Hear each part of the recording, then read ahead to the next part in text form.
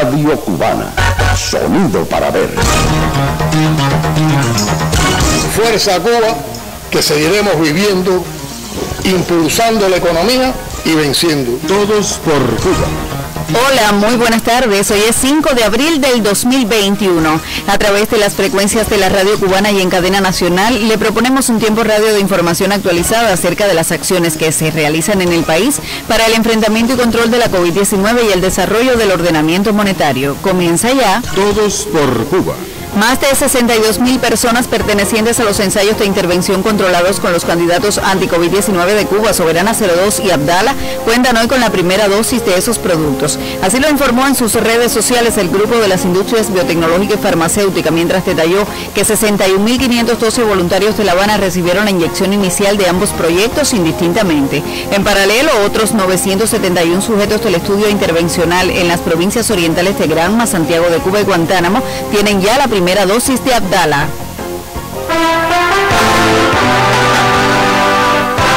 La Radio Cubana con el corazón joven. Sonido para ver.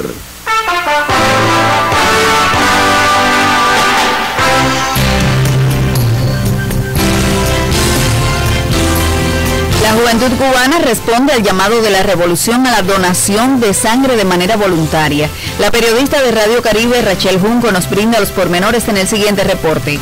Ante el llamado de la Unión de Jóvenes Comunistas y la máxima dirección en la Isla de la Juventud, una representación de jóvenes de la Facultad de Ciencias Médicas se sumó de manera voluntaria a donar sangre, líquido preciado que se emplea en la recuperación de la salud de los pacientes.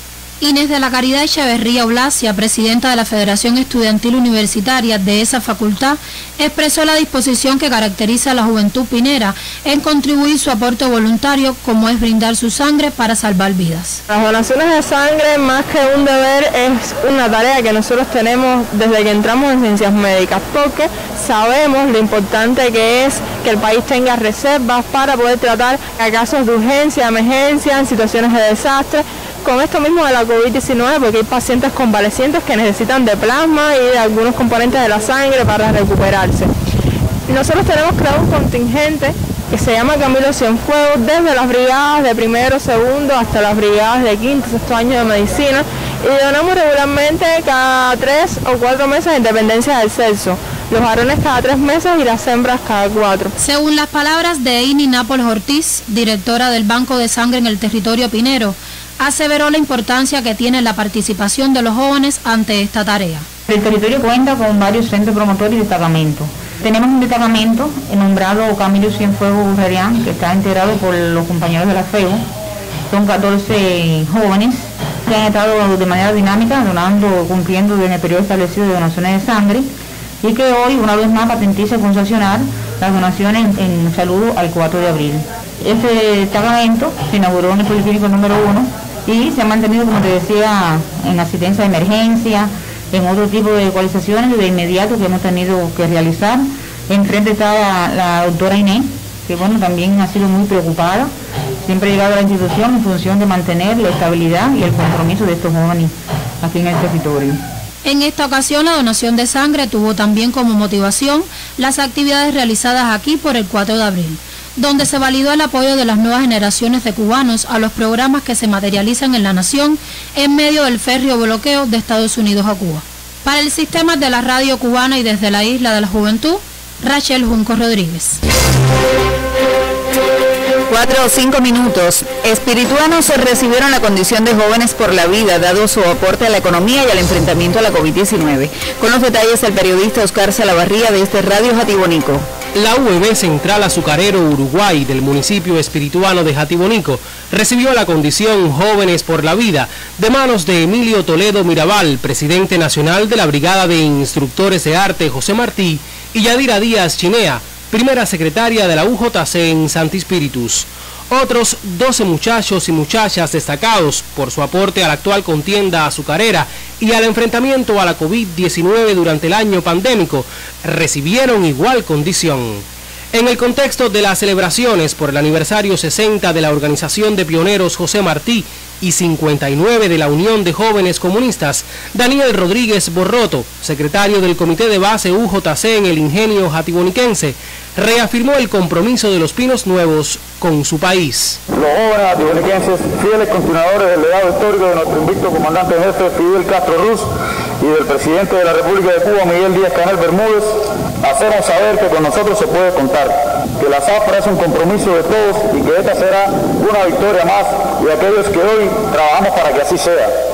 Cada generación ha jugado su propio rol histórico, la nuestra tiene el suyo, consolidar y defender la hora de la revolución desde nuestro puesto de trabajo, contribuyendo así a la economía del país y por ende a la defensa de la patria. Condición Jóvenes por la Vida llega al Central Uruguay de Jatibonico y sus muchachos y muchachas reafirman estar en el bando de los que fundan. Oscar Salavarría Martínez, por el Sistema Nacional de la Radio Cubana. La producción de viandas constituye hoy el talón de Aquiles de la agricultura de Pinar del Río, que tiene el reto de incrementar los surtidos de esos alimentos e impulsar la creación de módulos pecuarios de cara a contribuir a la soberanía alimentaria. Destacó el vicepresidente de la República de Cuba, Salvador Valdés Mesa, al término de la reunión donde se evaluó la marcha de los principales programas de la agricultura. De igual forma, llamó a resarcir los atrasos registrados en la actual campaña de primavera y a sumar la construcción de casas rústicas en todos los municipios, con un rol prominente en el empeño de alcanzar el autoabastecimiento en la provincia más occidental. Valdés Mesa se refirió a la necesidad de fortalecer la empresa estatal socialista con un grupo de medidas que se adoptaron y para cuya ejecución hay que prepararse, hacer estudios, proyectar el presupuesto, entre otros requerimientos.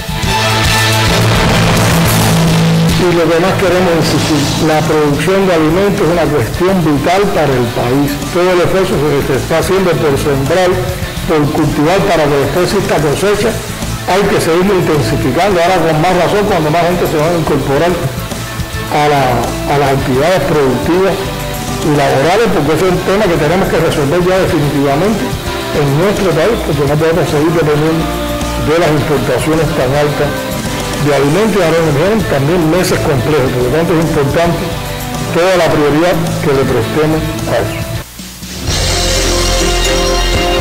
La Central de Trabajadores de Cuba en la provincia de Villa Clara vela por el cumplimiento de los derechos de sus afiliados ante la tarea ordenamiento. El periodista Osdari Meriño nos amplía en el siguiente reporte. Con el inicio de la tarea ordenamiento comenzaron una serie de transformaciones que alcanzaron a todos los sectores de la sociedad.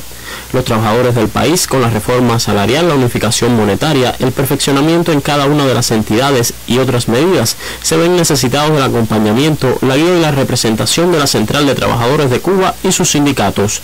Sobre esta labor en Villa Clara conversamos con Marivis González Lara, miembro del Secretariado Provincial de la CTC. Nosotros, como Central de Trabajadores de Cuba, hemos participado con criterios en la conformación de las políticas y las normas jurídicas que sustentan esta propia tarea de ordenamiento, en las que se reconocen soluciones a viejas demandas hechas por nuestros trabajadores asociadas a la descentralización de facultades y a una mayor autonomía en el desempeño de los actores de la economía y las medidas aprobadas para flexibilizar el encargo de la empresa estatal socialista y, por supuesto, perfeccionar el alcance y el desarrollo de las formas de gestión no estatales. Nos encontramos también en el tema de revisar en cada uno de los colectivos laborales los convenios colectivos de trabajo y, bueno, por supuesto también la protección salarial producto de las interrupciones laborales que hemos tenido en los colectivos laborales a partir de situaciones puntuales que se han venido dando. En todo este proceso han surgido quejas, dudas e inconformidades por parte de los trabajadores. En primer lugar, todo lo referido al tema salario y con ello la ubicación en los grupos de complejidades y las respectivas escalas salariales en las que han estado, por supuesto, agrupados algunos trabajadores y, por supuesto, la distribución de los salarios móviles y variables que han estado asociados a los sistemas de pago y la distribución de las utilidades. González Lara asegura que el movimiento sindical debe contribuir al cambio en el pensamiento de las administraciones en pos de lograr el perfeccionamiento, eficiencia y autonomía en las entidades. Tenemos que actuar con una alta responsabilidad en el combate contra las violaciones que se pueden cometer, además de promover la búsqueda de la eficiencia y que esto posibilite crear riqueza para ampliar las ofertas que satisfagan las necesidades básicas de nuestros trabajadores.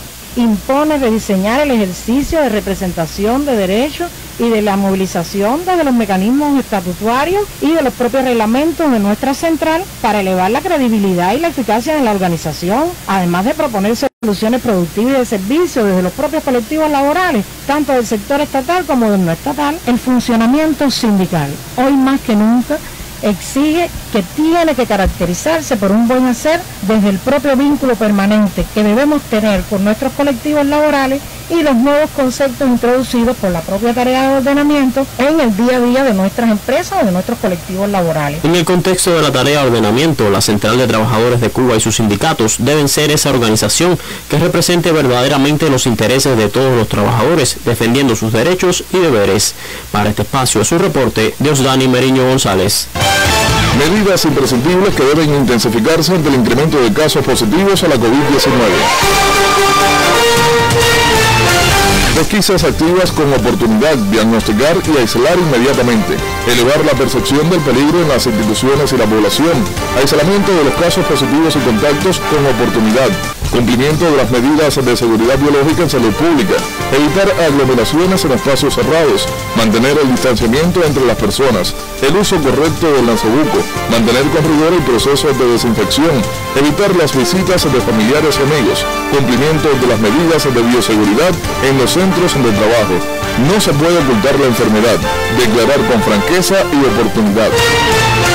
Medidas imprescindibles que deben intensificarse ante el incremento de casos positivos a la COVID-19.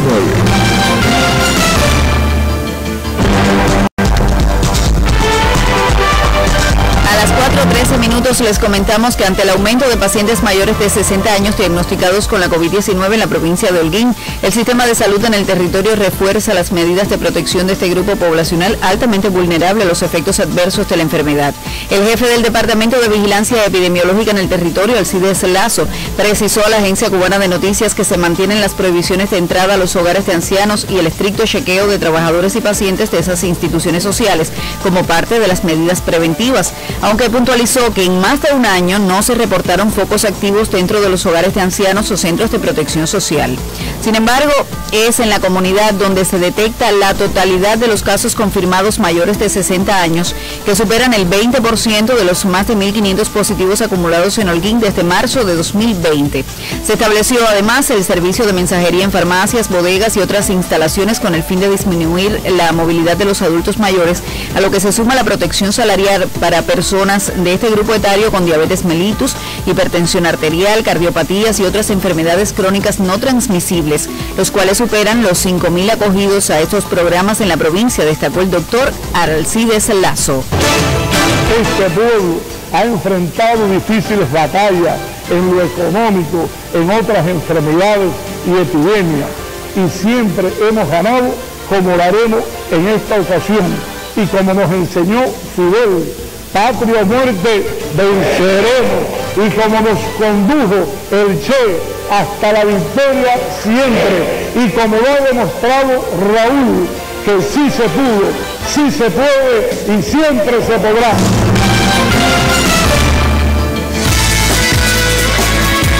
En la provincia de Cienfuegos se hace un llamado al cumplimiento de las medidas orientadas en relación con los menores de edad para evitar de esta manera el contagio de la COVID-19. La periodista Jessy Rosell de Radio Ciudad del Mar nos brinda las precisiones. Madres con niños en las colas para que le permitan pasar. Pequeños sin nasobuco o con ellos mal puestos en lugares públicos son escenas que pueden verse en Cienfuegos. Y a propósito, alerta Ineris Ramírez Gómez, fiscal jefa del Departamento de Protección a la Familia y Asuntos Jurisdiccionales en la Fiscalía Provincial, pues el decreto 31, recién emitido por el Consejo de Ministros, recoge una causa por el actuar negligente en el contagio de la COVID-19 de menores de edad, si se comprueba la infracción por parte de los representantes legales, dígase padres o tutores. Esta disposición normativa prevé además la imposición de multas a los responsables de menores de edad o personas con discapacidad que incurran en alguna de las infracciones de las medidas sanitarias que ya refirieron. A lo que pretende llegar con este preámbulo es a la alerta oportuna a la población y en especial a las familias, a los padres para que eviten colocar a niñas y adolescentes en situaciones de riesgo. El llamado es a mantenerlos en casa, a no realizar ni recibir visitas, a buscar alternativas para que el confinamiento impacte lo menor posible en su estabilidad emocional. Y aunque hasta el momento no se ha impuesto ningún decreto ley, la funcionaria asegura: se debe impedir la permanencia innecesaria de estos en las calles, mucho menos sin protección. En no pocas ocasiones vemos bebés y otros infantes no tan pequeños en la vía pública, en brazos o de la mano de los adultos sin nasobuco, incluso en las colas, adolescentes compartiendo en grupos sin cumplir las medidas de distanciamiento físico. Todo ello en franca y abierta exposición a las consecuencias nefastas que esta actual negligencia puede derivar. El decreto 31 promueve responsabilidad social, familiar e individual con exigencia y rigor en la prevención y enfrentamiento a conductas de indisciplina y descontrol en relación a las medidas sanitarias normativas en tiempos de pandemia. Es buena lectura además en relación con que la exposición innecesaria de menores a situaciones de riesgo con peligro inminente para su salud a través del contagio también constituye una manifestación de maltrato infantil. La Fiscalía General de la República, en cumplimiento de la función protectora de los menores que por ley nos viene atribuida, está dando seguimiento y atención a esta problemática. Y como parte de ello, ante casos de menores contagiados en que se determine como causa el actual negligente con infracción de las medidas sanitarias por parte de los representantes legales, actuará conforme a las regulaciones legales en función de hacer prevalecer el interés superior de las niñas y adolescentes. Para la Radio Cubana, Heisy Rosel. La Radio Cubana, tu fiel compañera, siempre contigo. Sonido para ver.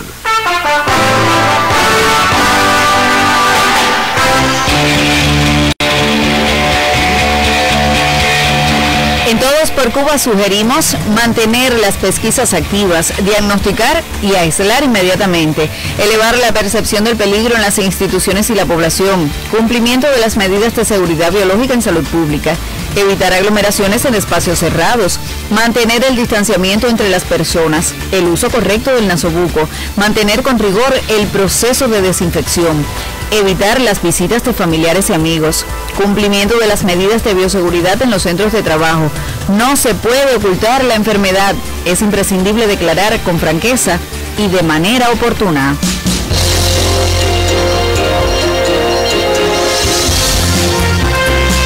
Así se despide Todos por Cuba. Para esta emisión trabajamos en el sonido Marco Cerquera, directora informativa Alija Villalón. Dirige la presente emisión Guillermo Piñeiro y les habla Yarixa Rivero Peña.